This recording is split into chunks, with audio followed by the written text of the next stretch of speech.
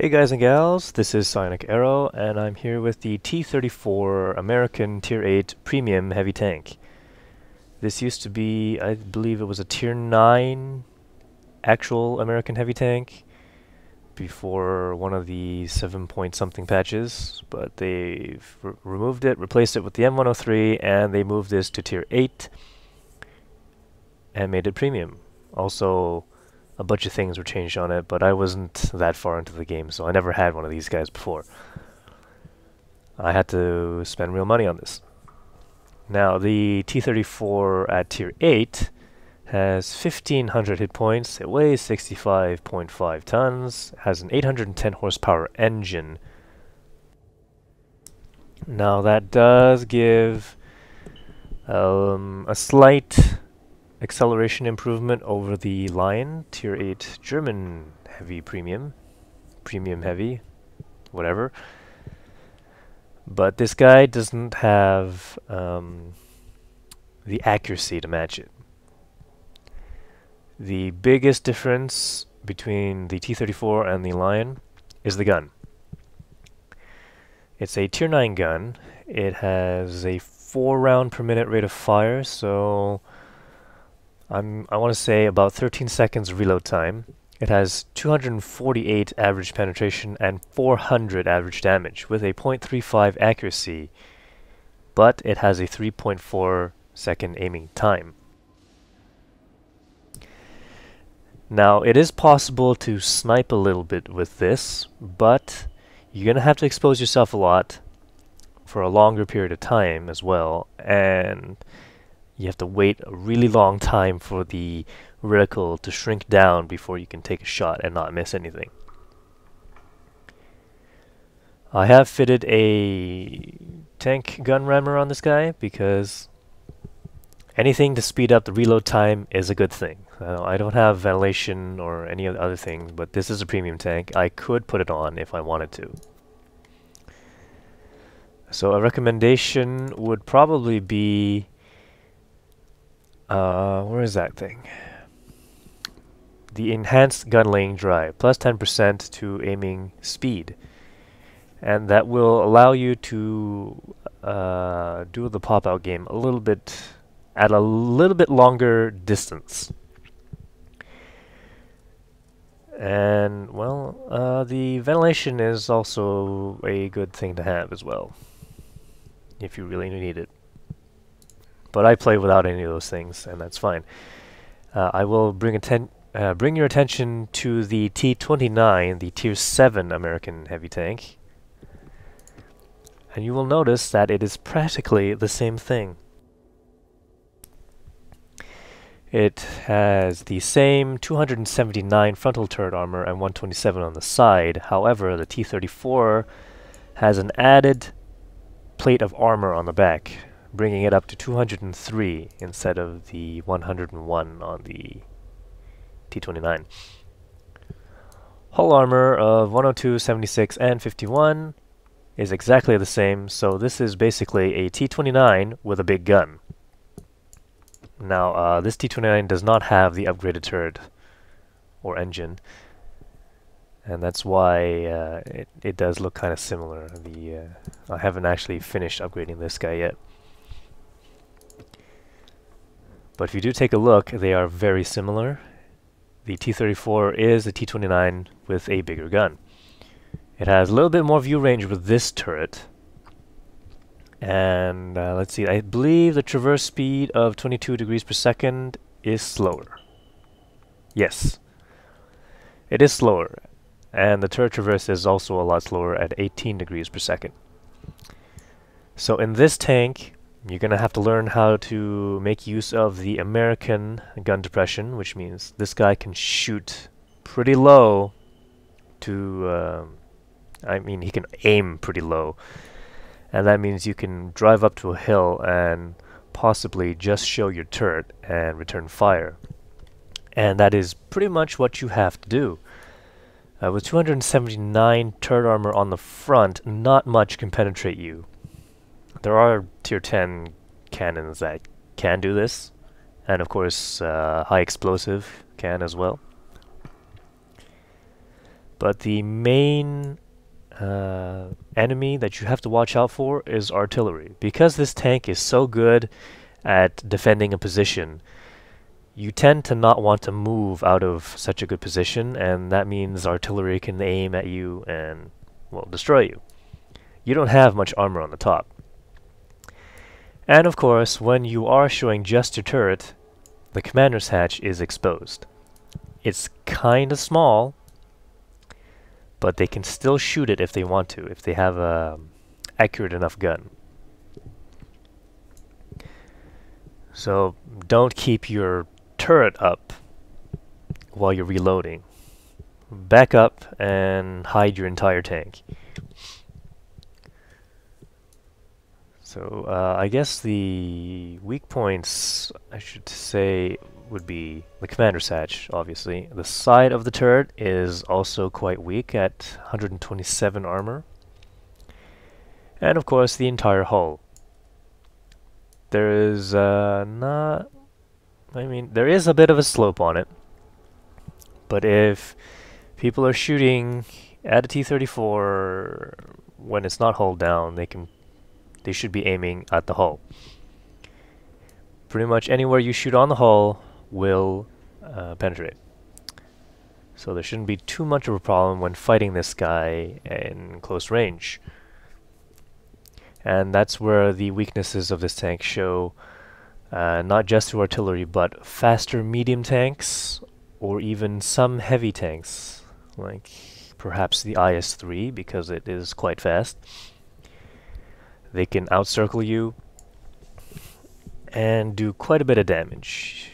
There isn't too much you can do when people are circling you. You have to depend on your teammates to track them, or if you can ram track them or something like that.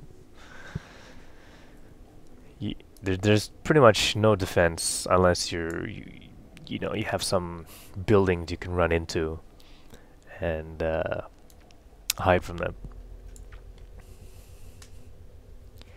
Let's see, I do carry 2 high explosive rounds. I never actually have used them before.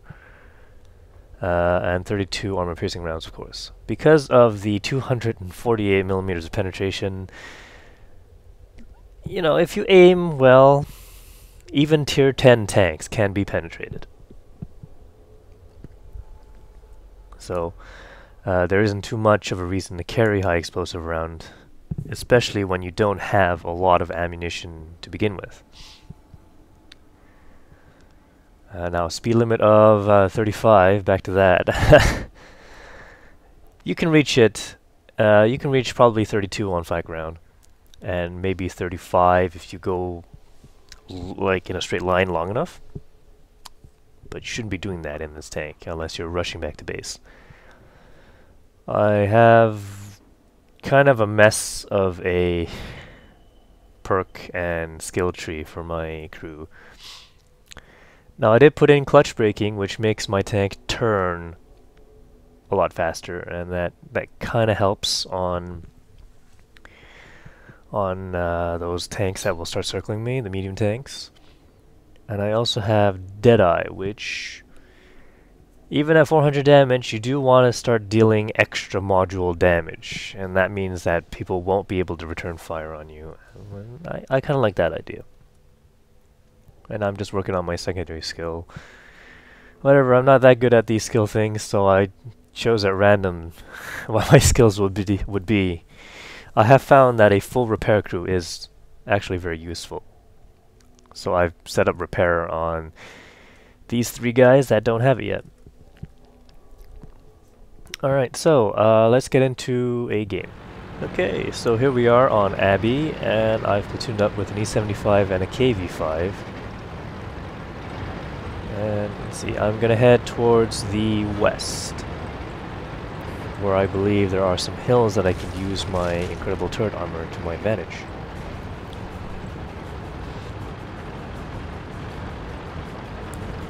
As you can see, the speed of this tank is like a typical heavy tank. It is slightly faster than the Lion. It doesn't have as much HP, but then again, it has a gun that can scare off some tier 10s. As long as they know that, 13 seconds reload time, so once you fire, they might charge in and blast you to bits, but, as long as you have some teammates to help you out. Like in this game, I have been finding it a little bit hard to get some good games in with this tank when most of the team goes into one side. Like right about now, most of the team has gone down the 8 line. This is a tier 10 match. There are 3 tier 10s on both sides. And I believe we meet up with the I-7 down this road. Or the ST1.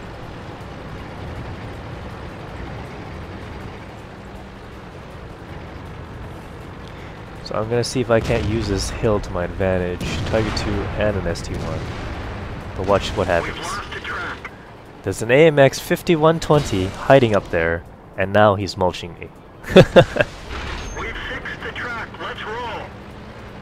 So there's a repair crew coming in. A little bit late, but I can't believe I didn't spot that guy until my buddy in the E75 drove up there. Ooh, and he got hit hard by artillery. Now you may be wondering what a KV-5 is doing in this match. Well, we brought an E75 in here, and that's why he's in this match. He wasn't too happy about it. But there you go, 457 damage in one shot. And of course, the Tiger 2 is gone. Let's see, AMX 5120. He might be the one with the 4-shot clip, which is why he ran away when there was 1 shot left. Killed that Yag Panther, but we lost our Yag Panther too. There's that 5120. He's running. And I'm just backing up just in case the artillery starts pumping me full of shells. Yeah, I never really liked getting hit by artillery. Alright, I'm reloaded. The 5120, not paying attention. Getting another hit on him. And as you can see, the E75 does have a lot of armor. I'm not sure he can penetrate an ST... Is that an ST1 or an STI? I'm not sure. I think it's STI. Alright, he set that line on fire. Great shot. And... well, I'm in a platoon in this match, mostly because, as I was saying before, I can't get a good match when I go on one side by myself. Aha! T34A1, not paying attention. I don't even know what he's aiming at. But he should not be aiming into a... oh, I think he was turning around. Nope, can't get a good shot in on that guy. But let's try and save the lion. There we go.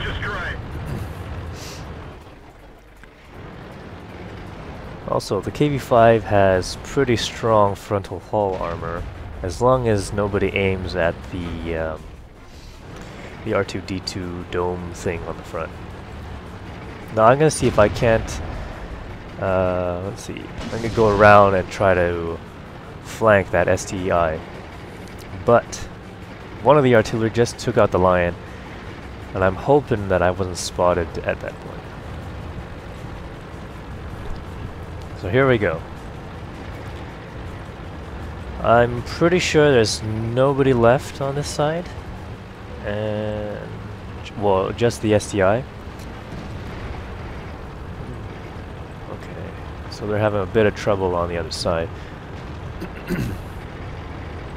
And here's where things start to fall apart a little bit. We do have the 2 tier 10s on the right side, and we're having another tier 10 tank destroyer coming up. Oh, KV-5 got taken out by the artillery, but SDI is in trouble. I'm making sure that he's not pointing his gun at me. Well, he is now. So I'm going to back off. I don't want to get hit. And I'm going to let the E75 take a shot. Hopefully. There we go. I think he just got artillery though. Now that the SDI has turned his gun around. Look, watch this. He's exposed himself too much. There we go. Left on 185 health. Oh, and the artillery takes out the E75 guy. And now I'm in trouble. There's no way that he's not pointing his gun at me. Oh, I took a big hit from there. Oh. And there it is. There's my downfall. I missed my shot, and now he's gonna rush over here. He's gonna destroy me. There's no way he's gonna miss. We're done for. Everyone get out. Alright. So that was it on this side, but we've kind of cleared up. Oh, what happened here? There we go. IS-7. Oh, IS-7 gets taken out. Jagdpanzer E100. Let's take a watch on him. There's just 2 artillery and that 180 something health STI. Okay, 1 artillery down. And we've got a full health Tier 10 tank destroyer and a 69% health Jagdpanzer E100.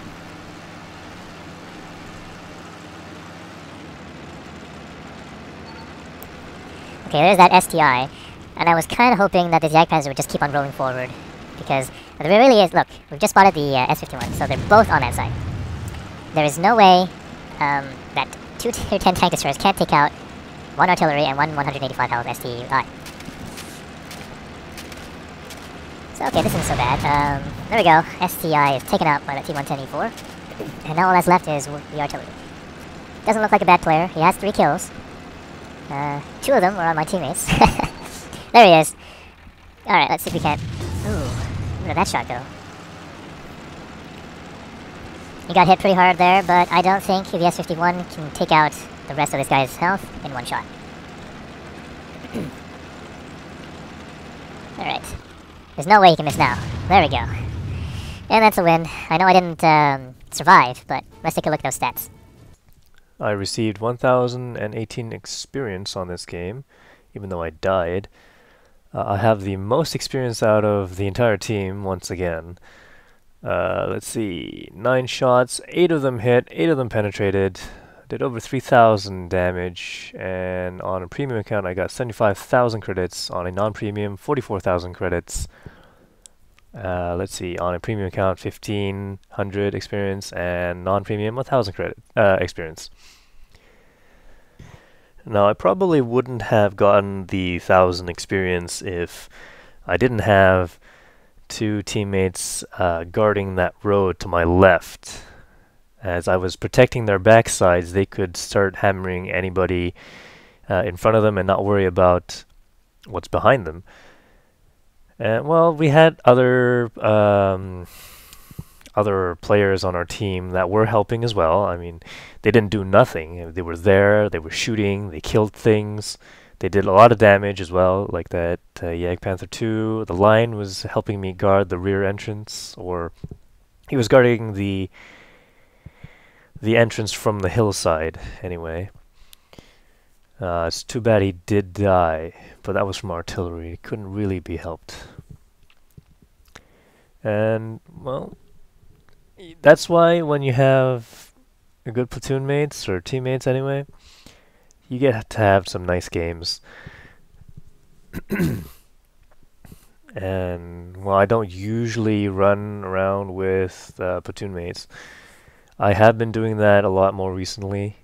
And that's just so I can get some decent games. Well, during the 5 times events, that's when a lot of the not so good players come out and start getting all these 5 times events. Or maybe they are good players, but because it's 5 times, they just kind of rush out.